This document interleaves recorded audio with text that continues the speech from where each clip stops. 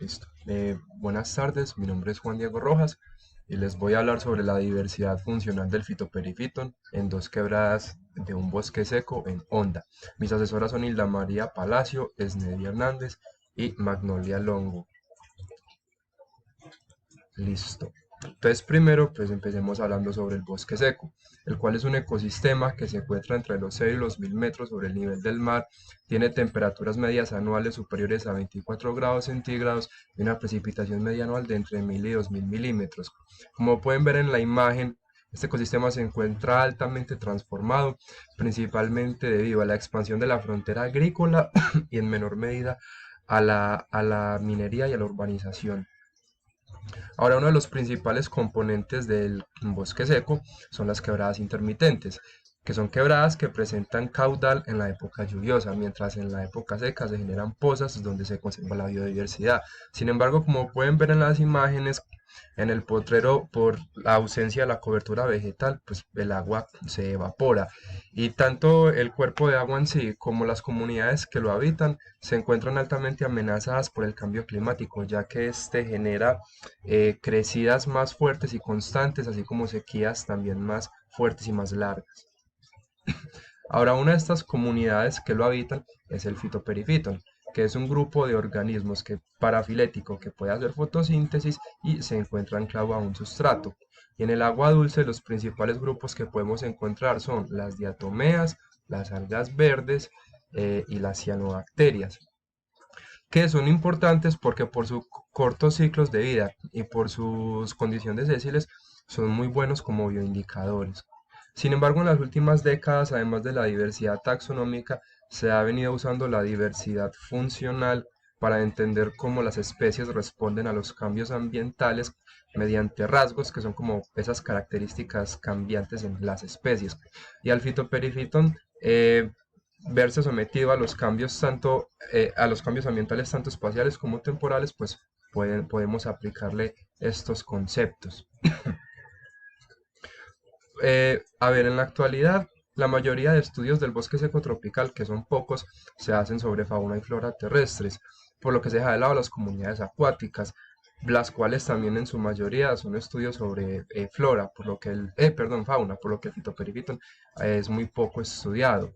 Por lo que el objetivo de la pregunta el objetivo del trabajo es determinar el patrón funcional de algunos rasgos del perifiton entre bosque potrero, lluvia y sequía, lo que nos lleva a la pregunta, ¿cuál es el efecto de la transformación del hábitat y de las condiciones hídricas sobre la diversidad taxonómica y funcional del fitoperifiton?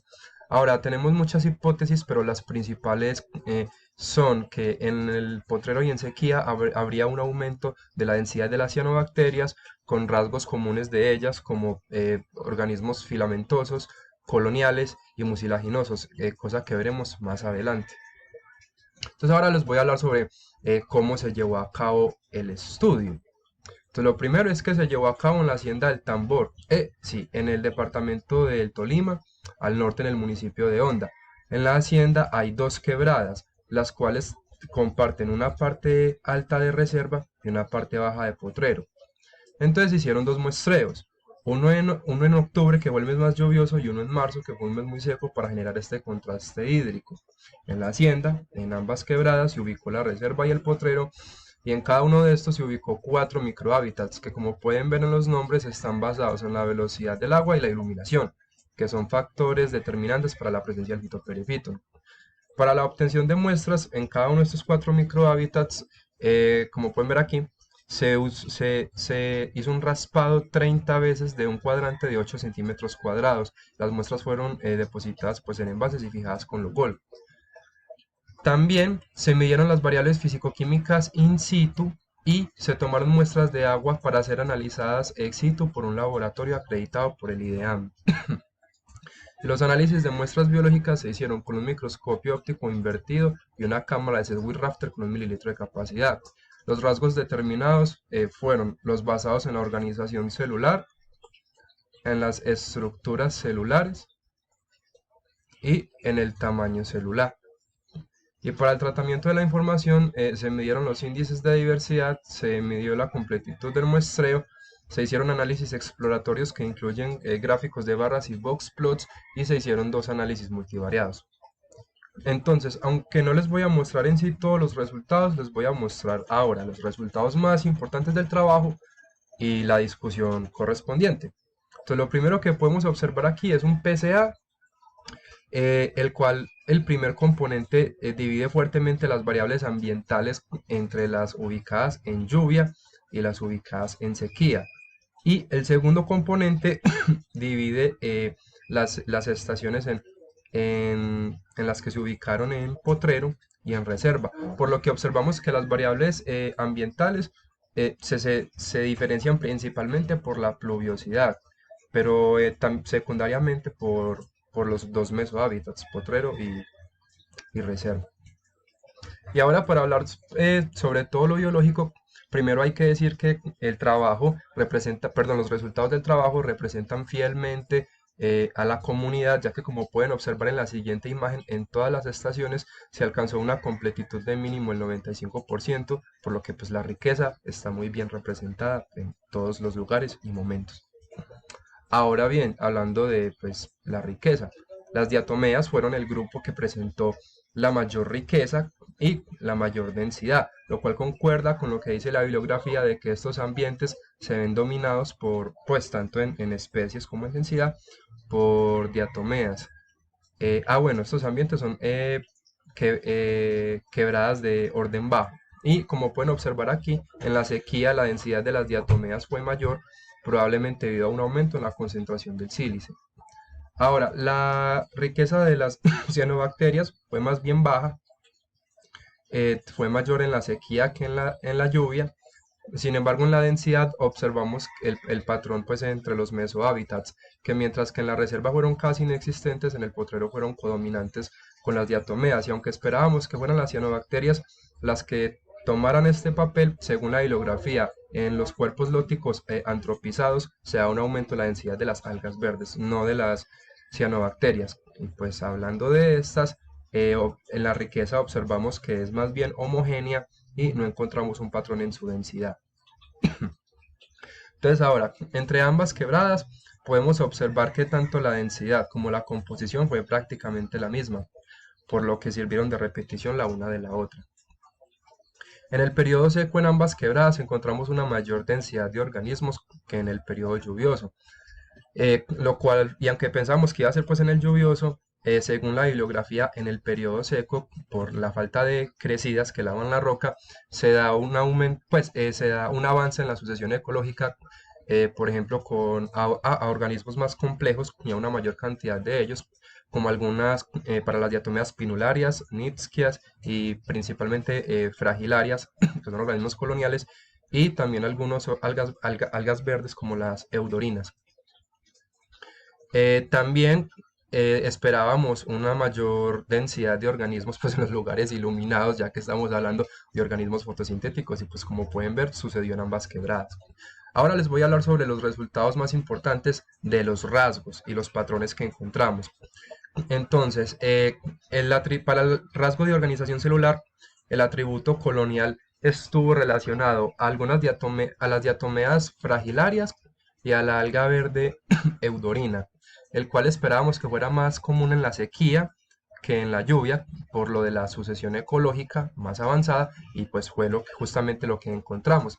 Este atributo responde a un aumento en la supervivencia, ya que para un organismo es más complejo que para varios sobrevivir, captar nutrientes y a enfrentarse al medio. El atributo unicelular estaba íntimamente relacionado con las diatomeas del género, perdón, del orden Naviculares, por lo que esperábamos que fue el más numeroso, por lo que esperamos que fuera el atributo dominante en ambos mesohábitats y periodos, y como pueden ver lo fue. Para el rasgo de estructura, el atributo mucílago fue exclusivo de la alga verde eudorina y pues iba a estar muy relacionado con el atributo de colonia. Como pueden ver, también fue más común en sequía que en lluvia, pues es la misma explicación por el avance en la sucesión ecológica, y pues en este caso es una mucosidad que le permite a los organismos aislarse del medio y sobrevivir, y también puede facilitarles la captación de nutrientes.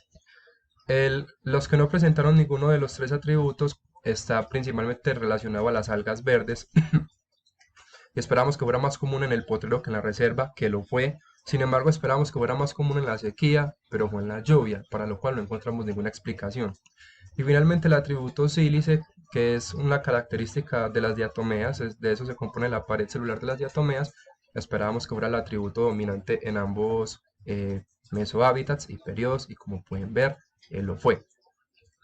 Finalmente, para el rasgo de tamaño, esperábamos que el atributo pequeño fuera el más dominante, porque la mayoría de organismos fueron diatomeas del orden naviculales, que eran muy pequeñas, pues demasiado pequeñas, y esto concuerda con la bibliografía, pues sí, en ambos periodos, mesohábitats y periodos, y pues como lo pueden observar, y esto concuerda con lo que dice la bibliografía, que en las quebradas de orden bajo, em, no puede haber pues como un avance en la sucesión ecológica, porque es un ambiente muy ruderal. Entonces pues los demás atributos eh, corresponden a morfoespecies raras.